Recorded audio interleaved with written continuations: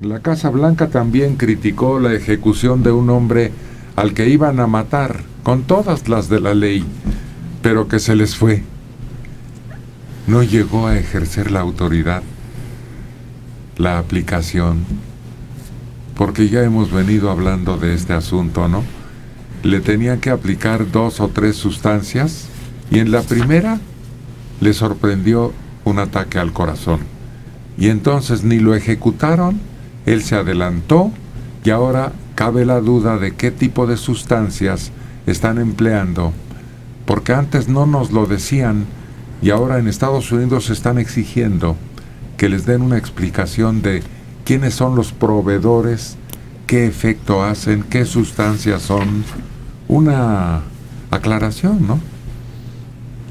El debate de la pena de muerte en Estados Unidos surgió de nuevo tras la controvertida ejecución de Clayton, que murió en Oklahoma tras una agonía de 43 minutos. Esto fue lo más pesado, porque dicen que se convulsionaba horriblemente, que tuvieron necesidad de abrir las cortinas que cubrían el recinto. Terrible para los familiares y hasta para los mismos ejecutores. Es mucho tiempo. Si las convulsiones de 2-3 minutos dejan exhausto y muchas veces con daño grave al paciente. Ahora imagínate esto.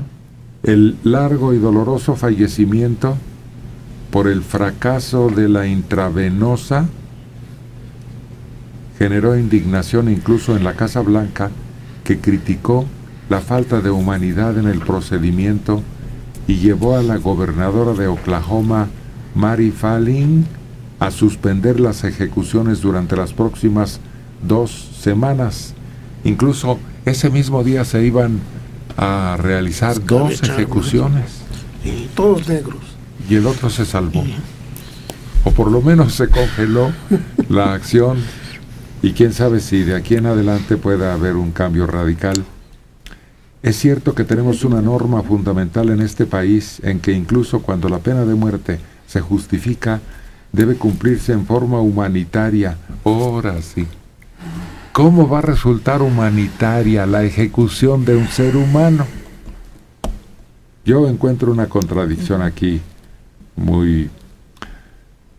Ante la negativa de los fabricantes europeos a vender a las penitenciarías el anestésico más utilizado en la preparación de la ejecución en 32 estados de Estados Unidos, es pentofarbital. Es algo muy conocido que al principio llamaban, ¿te acuerdas?, la droga de la verdad. Ese era el pentotal sódico. Ah, yo creía que era este. Pues debe ser algo parecido. Son de la misma familia. Similares, nada más que más barato. El hombre parece haber sufrido enormemente en forma de tortura que plantea problemas constitucionales. La Suprema Corte de Estados Unidos, único país en Occidente que aprueba la pena de muerte, nunca declaró inconstitucional un método de ejecución aduciendo que fuera cruel e inusual, aun cuando dejó en claro que la 8ª enmienda prohíbe causar dolor mediante tortura o castigo a un preso. Fíjate que hay otra cosa curiosísima.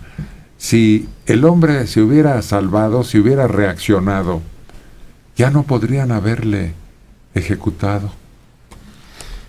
Pues, éticamente no, pero estas personas son muy especiales en esas regiones de Estados Unidos, pues tienen sin cuidado.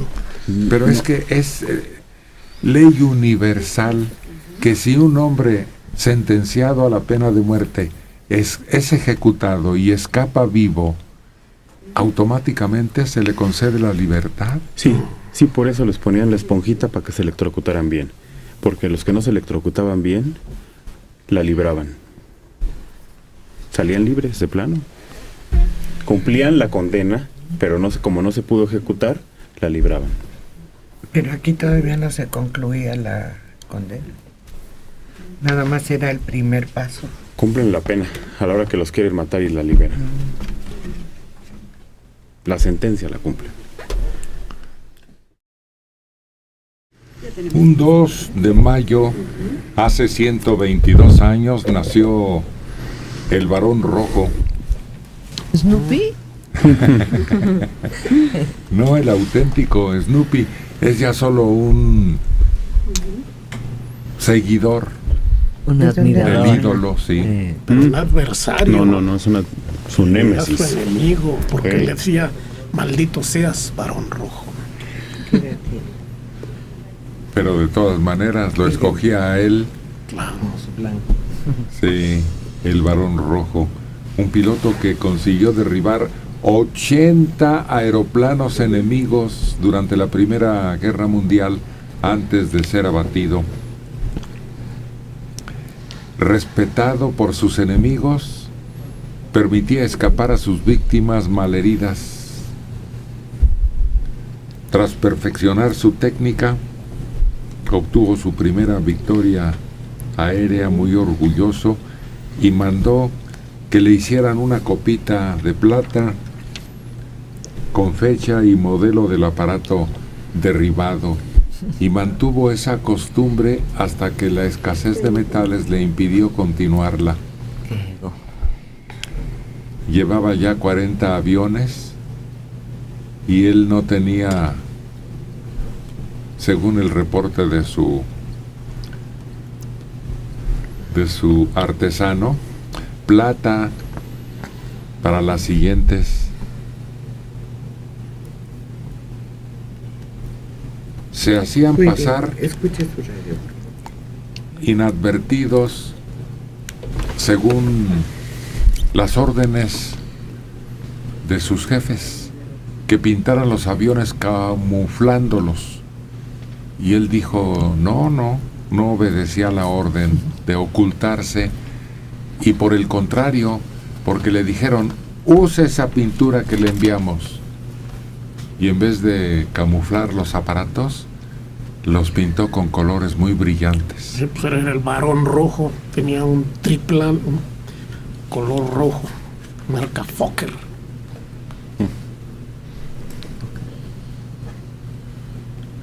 Todo cambió cuando Estados Unidos entró a la contienda, mucho mejor preparados los pilotos, con más experiencia y con aparatos más acrobáticos. Tenían ventajas, y precisamente cometió una terrible imprudencia porque un capitán canadiense lo seguía de cerca y él no lo vio. El Fokker del Barón realizaba maniobras desesperadas y en su huida llegó a vuelo rasante sobrevolando el campo de batalla, desde donde le disparaban también. El Barón fue alcanzado y casi murió instantáneamente. Hoy en día se han hecho investigaciones para saber si murió a manos del canadiense o si el fuego terrestre fue el causante de que su avión descendiera, por cierto, como si él mismo lo siguiera pilotando. Recibió sepultura con honores. Los pilotos más famosos estaban presentes y llevaron su féretro en hombres. Su fama había ya cruzado las fronteras hasta su tumba. Se cerraron unas aspas en forma de cruz y en el centro un marco con su nombre, hasta que más tarde, al terminar la guerra, fue sepultado en un panteón familiar. Sí, pero lo sepultaron sus enemigos con honores. Von Richthofen. Y los aviones de los aliados eran el Sopwith Camel, que era el que manejaba Snoopy, y había otro, el Spad, que era como el Cadillac de los aviones de caza. Bueno, ¿y qué fue? ¿El canadiense o el fuego amigo? Pues yo sabía que era el canadiense. Canadiense, pero ¿no? No hay un balazo que viene de abajo. Ah, Es el que lo atraviesa, ese dicen. es. Ah. Y además 80 nos parecerían poquitos, pero hay que considerar que eso era toda una flota Sí. de 80 eran un montón de aviones. Los países tenían 200, 300 aviones. Fue un episodio de caballerosidad el que se vivió en esa Primera Guerra Mundial, que después se violó. Eran una élite aparte estos hombres. Se perdonaban así, ya ganaste, adiós, adiós, ya ganaste. Y se iban cada quien por su lado.